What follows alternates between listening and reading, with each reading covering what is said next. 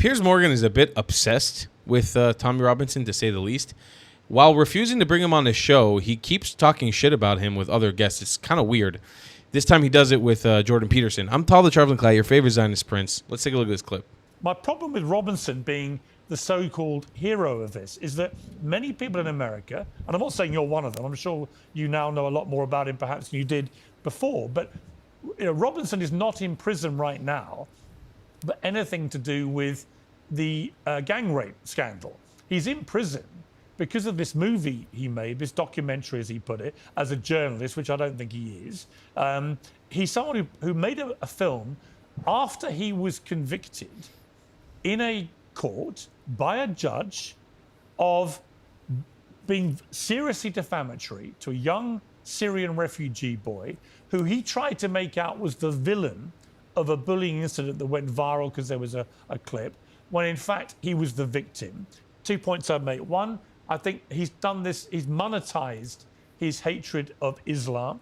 It has warped, in my view, all his so-called journalism, activism, whatever he wants to call it, because it's always skewed against Muslims. It's never fair and balanced in any way. And I think that's what tipped him over the edge with this story of this boy at the school. And, on that, the bully, the alleged bully, was actually kicked out of the school before this ever got made public by the media. So they'd already had their own investigation, concluded he was guilty not just of that, but a litany of other similar offences. So he was thrown out. But I also think that Robinson, and this is a slightly more complicated and insidious thing about him, I think he's been deliberately amplified and promoted by the people who have most to lose from exposure, justified exposure, because if they can make Robinson the guy that is trying to expose them, he's so discredited, particularly in the UK, that people won't take it seriously. And that's one of the reasons why there hasn't been more action, is because the leading whistleblower is Tommy Robinson. So I see problems in all of this with him, but notwithstanding, as I said at the start, I do think he's been absolutely right that this has been a massive scandal which has shamed the country, and that it needs proper national inquiry to get to the bottom of it. So that's where I sit with Robinson. Yeah, well, I've been following the rape gang scandal for, I would say, 15 years, but the primary source of information for me in Canada has been Tommy Robinson, and his insistence on pursuing this come what may was part of the reason that I looked into it, and I think that's probably the case for Elon Musk as well.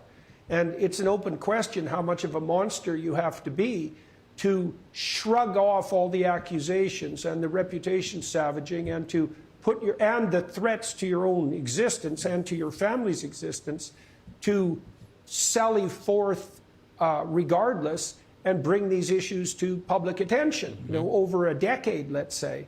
And it might be wonderful for us to presume that the person who does that would also be of unimpeachable ethical character on all dimensions simultaneously. But we've seen the silence of people with unimpeachable characters in the face of this onslaught, and it doesn't bode well for them.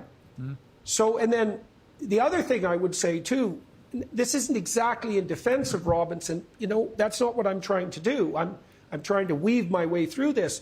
But there's another ugly issue here, Pierce, that no one will grapple with, which is, you described Robinson as anti-Muslim, let's say. Well, we don't really understand the relationship between the religious doctrine, let's say, and the fact of these crimes. Now, I want to make two cases here.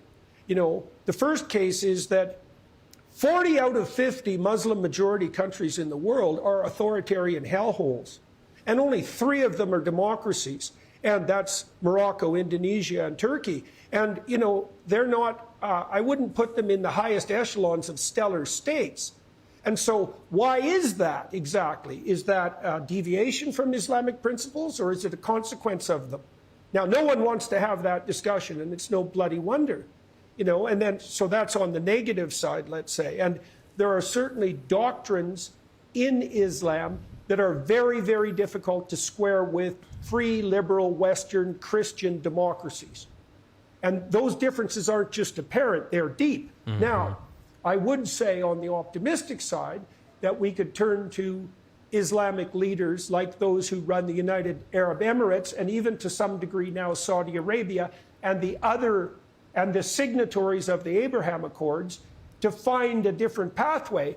There have been stellar leaders, both from Saudi Arabia and the UAE, who've come out and said that publicly, very publicly, that they've got their Islamic fundamentalists under control and firmly in hand, and are completely undiluted as to their danger. But Europeans are virtue signaling so hard on the progressive side that the fundamental danger from Islamic fundamentalism is going to come from Europe and the UK and not from the Arab states. Now, Tommy Robinson has been pilloried as anti-Islam, but there's a discussion to be had here. And no one wants to have it. And, you said we need a national inquiry. It's like, we need more than a national inquiry. We need something like an international symposium on the relationship between the Christian West and the Islamic world, because there are ugly things afoot, and they've manifested themselves in the most hideous of all possible ways in the UK with regards to these rape crimes and the cover-up. But there's something that needs to be sorted out at the bottom of all this. And one of those is, like, you talk about moderate Muslims. Like, I looked up the polling data today that Winston Marshall, for example, referred to when he interviewed Nigel Farage. And, it's about 3/4 of UK Muslims would be perfectly content if Sharia law happened to be the, the principle of the day for the UK as a whole. And that it would be fine if Islam became the national religion. Now, that's 75%. So, a cynic would say, okay, just exactly where the hell are these moderates? And at minimum, their voice needs to be amplified. And then we could also point out that the participation in these rapes by members of the Pakistani Muslim community was like 1 in 7 of the men in some of these communities was directly involved. That's the and truth. That meant everyone knew about it. Absolutely everyone on the Pakistani Muslim side. And the moderates were certainly, silent and complicit. Now, obviously, so were the authorities. And so that's a complete bloody catastrophe for everyone involved.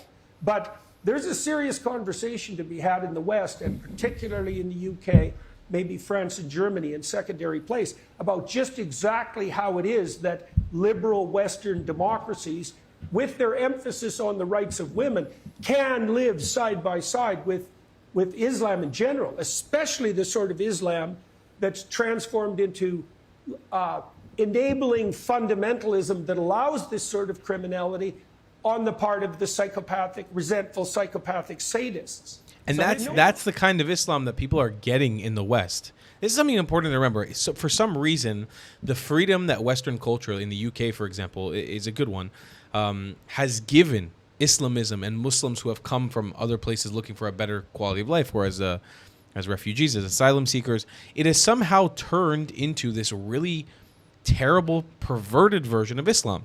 The thing is with Islam, there are so many versions of it. So there's not one way. I've heard Tommy Robinson talk about this in the past as well. There's not one way to address a Muslim. But also, you have to sometimes say Islam, and you can't just say Islamism or jihadism, because you have to address the fact that this is a part of a wider problem known as Islam. Islam, with its various deviations, you have like Bektashi Muslims and Shia Muslims, or Sufi Muslims, who are like hippie Muslims who wouldn't hurt a fly. They drink alcohol, they eat pork sometimes. They don't care. Like, for them, your way of life doesn't dictate to them anything. But then you have Salafi Muslims, you have Salafists, you have Wahhabi Muslims, you have Islamists, jihadists, who are there to instill this perverted version of the religion onto you and onto your way of life and onto your country. And you need to look at it as if somebody who's living in the West as, can we coexist with this version of the religion? Or shall we start filtering now what version of this religion we'd like to see in our society? Will we have to make tough choices now so that we can live in peace in the future and not have our society overtaken? The question is, will you do it? Will you do it? I don't think you will, because you've been taught that just thinking that is racist. But as somebody who lives in the Middle East under the arm of radical Islam, under the shadow, my entire family for 3-4 generations going back has lived oppressed under radical Islam. I can tell you, It's your choice to stand up, and I'm proud of my country, Israel, that stands up against it every day. But USA, I'm warning you, it's coming. Will you take action against it? I'll see you guys in the next one. I love you long time. Goodbye, Clats. If you believe in my content and want to support me, just know your help is needed. There's a bunch of great ways to support me, being PayPal, Buy Me a Coffee, or joining my Patreon community down below. Patreon is the best way to support my channel, and you'll get a bunch of cool perks depending on what tier you join. Another great way to support me is by buying my merchandise on thetravelingclat.com. I regularly drop new merch designs like this beautiful hat, or this amazing shirt, where you can support the channel and get something cool for yourself. I also have an amazing Discord community with people from all over the world. Thank you so much for your support.